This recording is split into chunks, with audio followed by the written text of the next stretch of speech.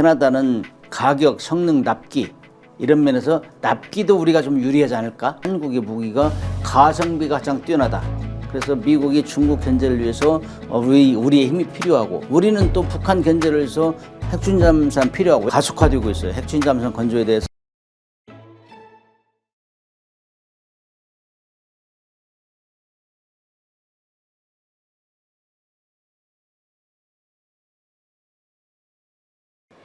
네, 오늘 함께 하실 분은 한양대학교 문건식 교수님과 함께 하겠습니다. 안녕하십니까? 네, 반갑습니다.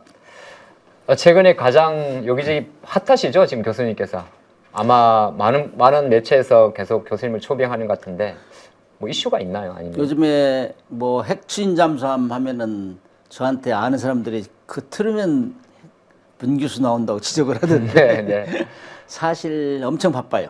이 대통령께서 한 말씀 하시고 나서 트럼프 대통령하고 한국 핵추진함 건조하겠다는 얘기를 한 이후에 여기저기서 이 국가적인 프로젝트거든요. 엄청나게 돈도 많이 들고 기술도 고난도고, 그래서 여기저기 불려다니면서 세미나도 하고 어떻게 하면 우리가 잘 만들 것인지 거기에 대해 적극 토론하는 중입니다.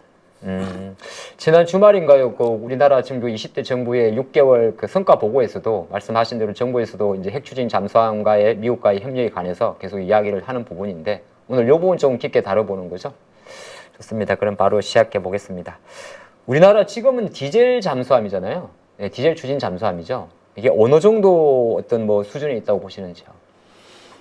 디젤 전기 추진 잠수함 중에서는 우리가 30년 전에 독일에서 배워왔는데 지금은 뭐 거의 독일하고 대등 또는 앞서고 있는 분야가 있어요. 특히 이제 20년 배운 지 20년 됐을 때는 이 인도네시아하고 경쟁해서 우리가 이겼어요. 네. 세 척을 인도네시아 판매하는데 독일하고 우리하고 맨 마지막까지 경쟁했는데 우리가 이겼고, 그 이후에도 우리는 줄기차게 이제 3,000톤급을 독자 개발했어요.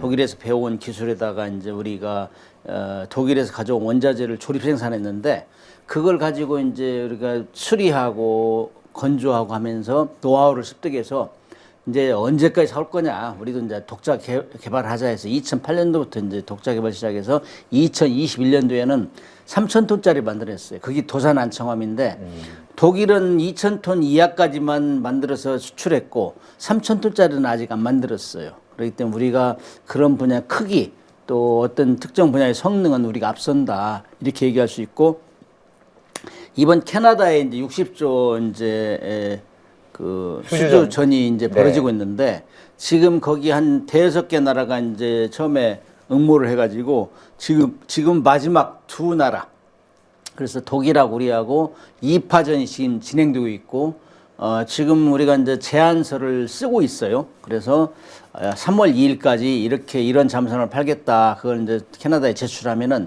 내년 전반기쯤 해서 이제 최종 결정이 날 것 같아요. 그래서 지금 초미의 관심사죠. 이게 이제 역사상 제일 큰 규모의 잠수함 그 수주전이고, 그 다음에 잠수함뿐만 아니라 모든 그 무기 체계에서 이렇게 큰 규모로 경쟁된 게 없어요. 그래서 많은 국민들이 야, 이제 이번에 꼭 이겨야 된다, 이번 못 이기면 큰일 난다 해가지고 뭐 정부부터 시작해가지고 온 국민이 총력전을 하고 있어요 지금.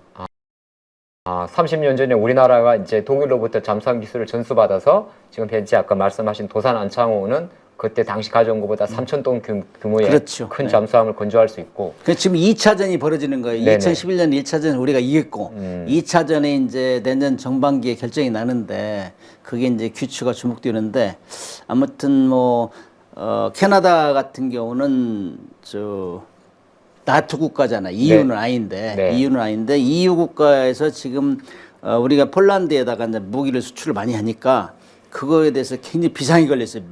EU에서는 왜 우리가 이 기술도 좋은 나라, 영국도 있고 프랑스도 있고 뭐 두루두루 훌륭한 나라들이 있는데 왜 이 한국에 밀리냐.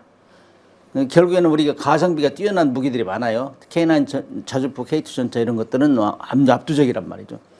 그런 것이 이제 유럽 시장을 장악하기 시작하니까 유럽에서는 자기들도 유럽 방위기금을 만들었어요. EU. 그래가지고 뭐 우리가 이제 수출을 하면은 무기 살려고 하는 날에 돈을 빌려줘요. 그걸 수출 금융 지원하는데, 그 수출 금융 지원 내가 해줄게, 유럽 자체에서 이렇게 바리케이트를 치고 있어요. 이런 상태이기 때문에 EU에서도 캐나다 당신 나토 국가 EU는 아니지만 그래도 우리 또 가깝지 않느냐. 네. 그래가지고 막 경제적으로 뭐 정치적으로 엄청나게 밀착하고 있어요 지금. 그래서 지난번에 폴란드 수준은 우리가 졌단 말이죠. 독일하고 진 거 아니고 거기 저 스웨덴으로 당연히 갔지만은 그럼에도 불구하고 자라보고 놀란 가슴 소뚜껑 보고 놀란다. 그래서 또 이거 또 지는 거 아니야 하는 우려가 많이 이제 나오고 있죠. 그래서 이제 초미의 관심사를 가지고 있는데 성능 무기를 팔려면 성능 그다음에 가격 가성비라고 하죠. 그다음에 납기 그다음에 뭐 부대적인 거 이제 팔면은 절충교역으로 이거 사주면 이것 좀 해줘라 그런 게 있어요. 옵션 같은 거군요. 네, 그렇죠. 그래서 그 절충교역을 하는데 그런 거에서는 우리가 지금 많이 앞서고 총력전을 펼치고 있는데 결국에는 유럽 국가끼리 뭉치지 않을까 이게 우려도 있는 바예요 지금. 그래서 우리도 캐나다는 태평양 국가 아니냐 이런 차원. 그래서 그걸 많이 설득하고 있죠. 아까 말씀하신 것 중에 이제 뭐 잠수함용 같은 경우 성능, 뭐 가격, 가성비, 납기 이런 게 있는데 성능 이야기 잠깐 해볼까요? 이게 이제 기존의 잠수함 같은 경우가 납축전지 대신 이제 리튬 이온 전지를 사용하고 있죠. 이게 어떤 강점이 있겠어요? 그래서 이제 우리가 3,000톤급 만들었는데 3,000톤급에는 우리가 납축전지가 기본이에요. 잠수함은 1900년도부터 미국이 처음으로 이제 군함으로 등재한 데부터 그야말로 전투함으로 시작되는데 그러니까 120년 만에 이제 거기다가 납축전지를 빼고 일본이 리튬 이온 전지를 쓴 거예요. 근데 그게 이제 우리는 3,000톤급 지금 3척을 만들어서 운영하고 있고 배치 2 지금 배치 2 세 척을 만들고 있는데 거기에는 리튬 이온 전지를 우리도 교체하고 있어요. 그래서 리튬 이온 전지를 교체하면은 배터리 과거의 이 배터리보다는 하루에 올라서 충전 스노클하러 올라가야 되는데 그 빈도를 좀 줄일 수 있어요. 충전 효율이 좋다고. 그래 120% 정도 이렇게 얘기할 수 있고 그다음에 전속으로 잠수함은 임무 수행하다 들키고 공격받으면 도망가야 되잖아요. 네네. 전속으로 도망가면은 기존의 납축전지를 가지고 있는 함정들은 1시간이면 배터리 아웃이에요. 전속으로 도망가면. 그러면 어디 갈 수가 없죠. 움직이지 못하니까. 근데 이건 한 2~3배 늘릴 수 있어요. 그러니까 뭐 한 시속 40km로 달리면은 한 3시간 정도면 사실 120km 정도가 도망갈 수 있다는 얘기죠. 그러니 그런 면에서는 납축전지를 리튬 이온전지를 교체하는 것이 상당히 추진 분야에서 올라가는 것이고 그다음에 거기다가 이제 우리 같은 경우는 그 수직 발사관도 있어요. 근데 캐나다에서 그걸 적용할지 안 할지는 옵션에 있는데 아무튼 수직 발사관이라면 공격 능력이 강화되는 거들.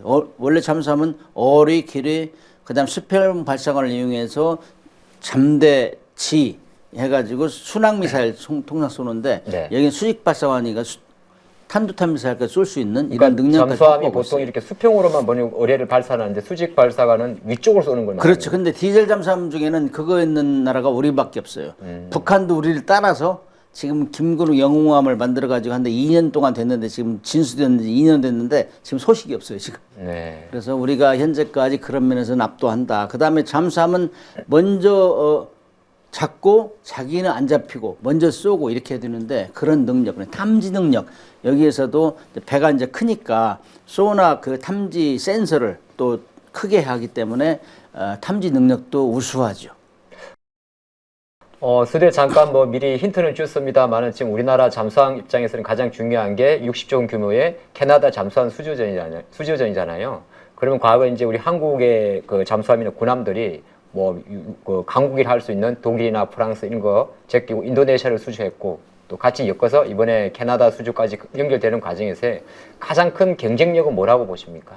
일단 독일하고 우리하고 경쟁을 많이 했는데 일단 인도네시아 수주전 때도 우리 가격이 쌌어요 우리가 독일보다. 그리고 이제 선진국하고 우리도 비교적 선진국이지만은 선진국과 우리가 차이 나는 게 노동력 차이가 많아요. 노동 단가, 그러니까 인력 단가 이런 것이 많이 비싸기 때문에 우리가 가격에서 좀 유리했고 인도네시아 같은 경우는 우리가 정부에서 수출 금융 지원을 좀 많이 해줬어요. 이런 것들이 유리하게 작용해서 독일 같은 데는 베스트셀러거든. 디젤 잠수함 베스트셀러기 국가이기 때문에 네. 정부에서 그렇게 타치를 안 했어요, 독일은.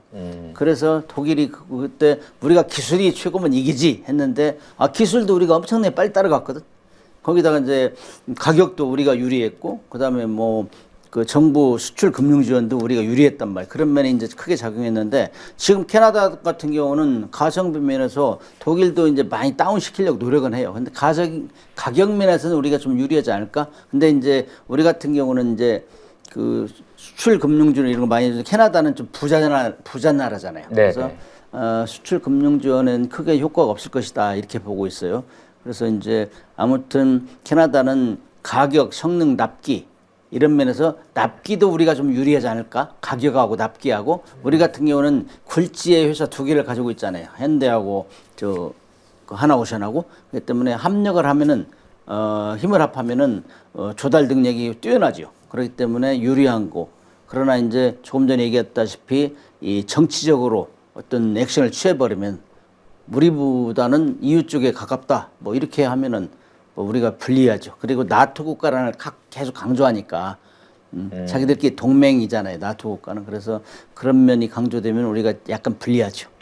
그래서 그런가 아까도 유럽연합 같은 경우도 사실 잠수함 이전에 우리나라 K2 전차라든지 이런 거 폴란드 수주전에서도 추가적으로 2025년도 접어들어서 유럽연합 내부적으로 뭐 아까 말씀하신 유럽 방위기금을 만들어서 유럽에서도 이제 방산 구매를 하는 것 자체를 제3국 그러니까 한국이나 기타 국가에 대한 구매를 약간 제한하려고 하고 방어를 하지 않습니까? 이것도 그러면 어찌 보면 말씀하신 캐나다 수준에도 영향을 좀 미칠 수가 있고 유럽은 또 왜 이런 제스처를 취한다고 보시는지요? 그거에 이제 불안한 거죠. 유럽은 이제 경제 동맹체잖아요. 네. 정치 경제 동맹체이기 때문에 가급적 우리 안에서 하자 이런 틀을 계속 만들어내는 거죠. 그다음에 이제 그 EU 내에서 자체 생산하고 하면 그 부가가치도 올라가는 거고 그래서 그런 면에서는 계속 강조하고 있고 특히 한국 같은 경우는 가성비가 뛰어난 무기로 막 시장을 잠식하려고 하고 있고 폴란드하고 또 굉장히 호흡이 잘 맞아요. 그래서 우리 기술 이전도 해주고 그러니까 폴란드는 우리 기술을 이전받아서 유럽에서 이렇게 좀 팔려고 해요. 무기를. 이런 것들이 딱 맞아야 떨어졌는데 그걸 보니까 유럽에서 야 우리 이 경제 동맹체가 왜 이리 남한테 이 시장을 내주느냐 이런 열이 확산되고 있는 거죠. 그래서 이제 그거를 유럽 방위기금을 1,500억 유로를 만들어 가지고 그거를 자체 충당하겠다. 그런 얘기예요. 뭐 최근에 뭐 24년도, 25년도 접어들면서 우리나라 K2 전차라든 이런 것 자체가 폴란드나 이렇게 중동으로 수주하는 건 되게 좋은 성과고 앞으로 진행될 것 같은데 또 최근 행보를 보면 이제 군사 같은 경우가 육해공이 있잖아요. 공군 같은 경우도 한국항공우주가 KF-21 같은 경우도 동남아 쪽으로 수출하는 분위기고 지금 가장 이제 화두의 관심사가 해군 쪽이지 않습니까? 그럼 우리나라 입장에서 놓고 봤을 때 이렇게 약간 해공군을 조금 전력 구조를 다변화하는 게 어떤 뭐 의미가 있다고 보십니까? 그래서 이제 우리가 바야흐로 각 군에 출중한 무기가 대표적인 무기가 지금 나타나고 있어요. 그래서 네. 육군 같으면은 K9 자주포, K2 전차, 그 다음에 현무미사일. 네. 현무미사일은 아직 수출을 단계는 아닌데 그것이 엄청나게 활약을 자랑하고 있고 각국에서 인정하고 있어요. 그래서 유럽의 시장에서 지금 중동 쪽으로 옮겨가는 이런 현상이고 이집트까지 막 K9 자주포 이런 것들을 팔려고 하고 있고 공군 같은 경우는 폴란드 FA-50 그 공격기를 수출한 이후 말레이시아, 필리핀 이런 데서 아주 각광을 받고 있어요.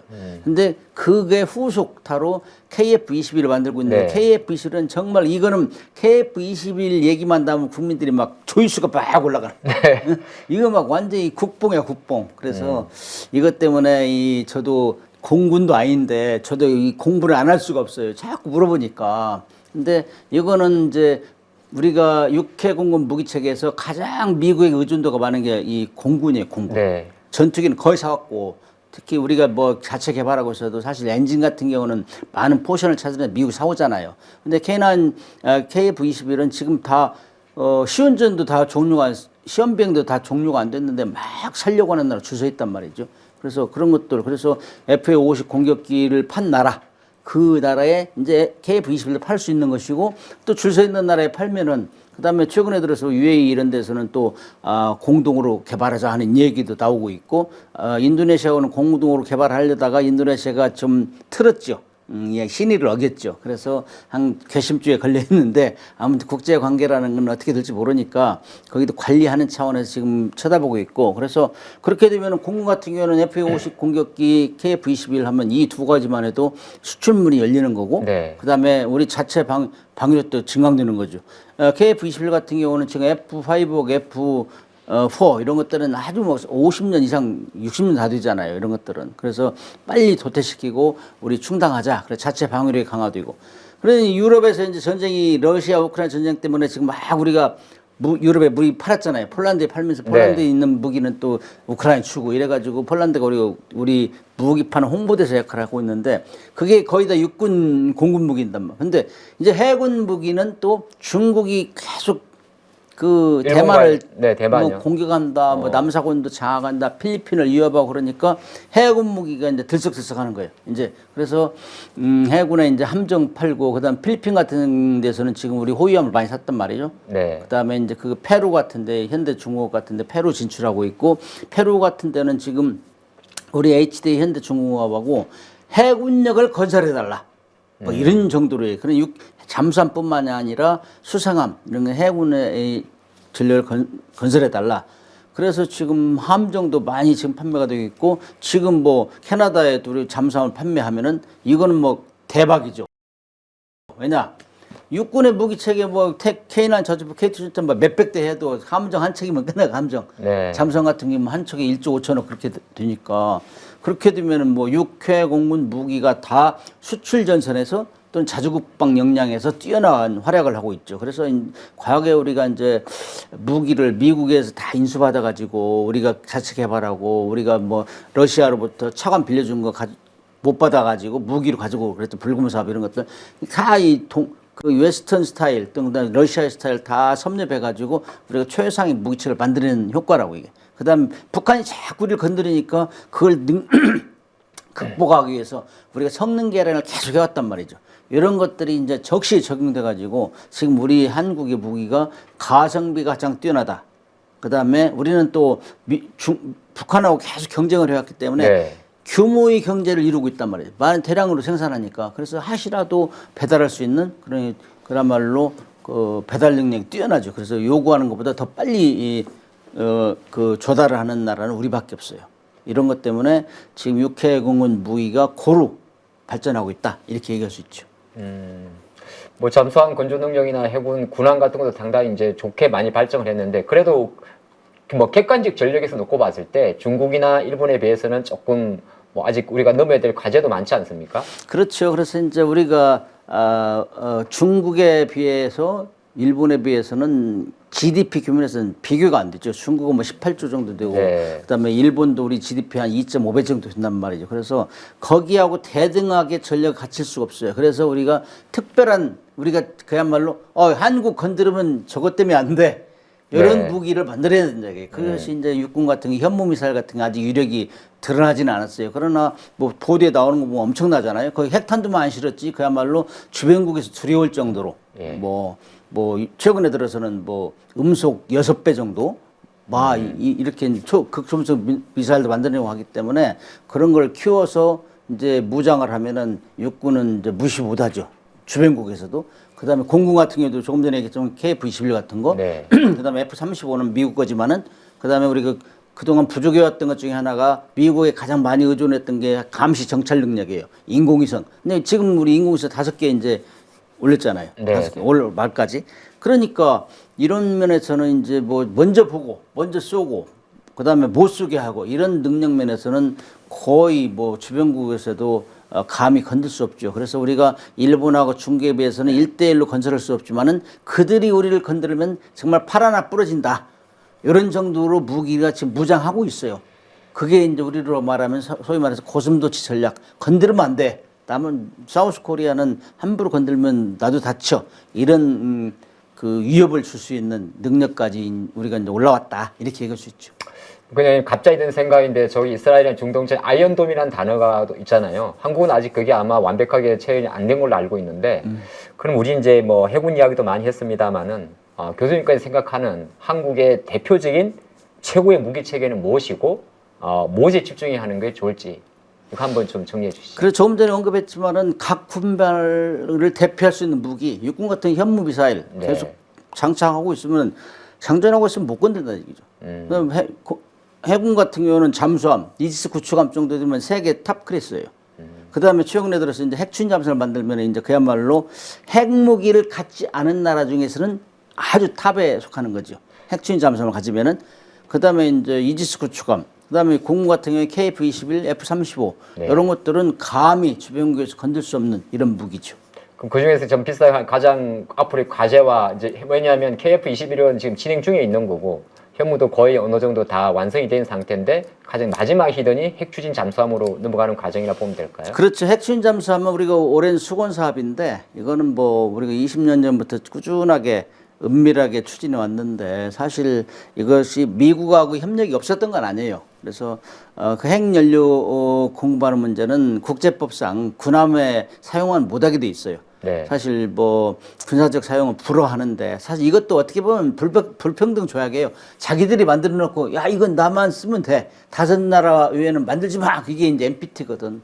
그런데 그것이 미국의 안보에도 도움이 된다. 지금 미국이 그렇게 인식하고 있어요. 네. 중국이 하도 이제 올라오니까 그래서 미국이 중국 견제를 위해서 우리의 힘이 필요하고 우리는 또 북한 견제를 위해서 핵추진 잠수함 필요하고 왜냐하면 북한이 핵무기를 만들어서 소형화 경량화해서 핵추진 잠수함 만들어 집어넣고 있잖아요. 네. 그걸 막으려면 우리가 핵추진 잠수함이 있어야 된다. 디젤 잠수함 가지고는 안 돼요. 디젤 잠수함이 아무리 성능이 뛰어나도 하루에 두세 번 스노클해서 이제 올라와서 축전지 충전해야 되기 때문에 노출이 많이 되고 속력이 느려서 안 돼요. 핵추진 잠수함만 가능한데 그걸 우리가 북한 억제, 그다음에 대주변국 억제.